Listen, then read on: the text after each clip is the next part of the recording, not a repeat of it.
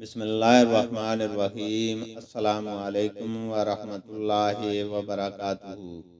حدیث نبی صلی اللہ علیہ وسلم ہے، انہوں نے عمر بن سعید والی مدینہ سے جب وہ مکہ میں ابن زبیر سے لڑنے کے لیے فوجیں بھیج رہے تھے کہا کہ اے امیر، مجھے آپ اجازت دیں تو میں وہ حدیث آپ سے بیان کر دوں جو رسول اللہ صلی اللہ علیہ وسلم نے فتح مکہ کے دوسرے دن ارشاد فرمائی تھی۔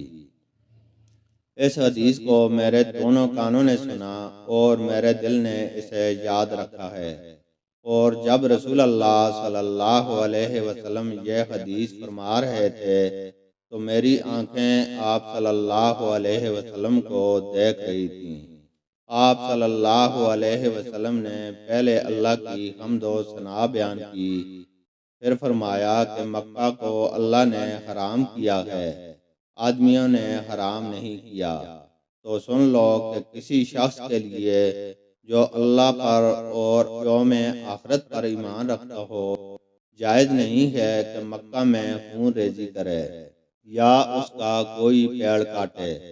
پھر اگر کوئی اللہ کے رسول کے لڑنے کی وجہ سے اس کا جواز نکالے تو اس سے کہہ دو، اللہ نے اپنے رسول صلی اللہ علیہ وسلم کے لیے اجازت دی تھی، تمہارے لیے نہیں دی، اور مجھے بھی دن کے کچھ لمحوں کے لیے اجازت ملی تھی۔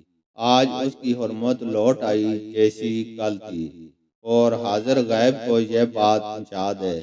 یہ حدیث سننے کے بعد راوی حدیث ابو شریح سے پوچھا گیا، آپ کی یہ بات سن کر عمروں نے کیا جواب دیا؟ کہا یوں کہ اے ابو شریح، حدیث کو میں تم سے زیادہ جانتا ہوں، مگر حرم مکہ کسی خطا کار کو یا خون کر کے اور فتنہ پھیلا کر بھاگ آنے والے کو پناہ نہیں دیتا۔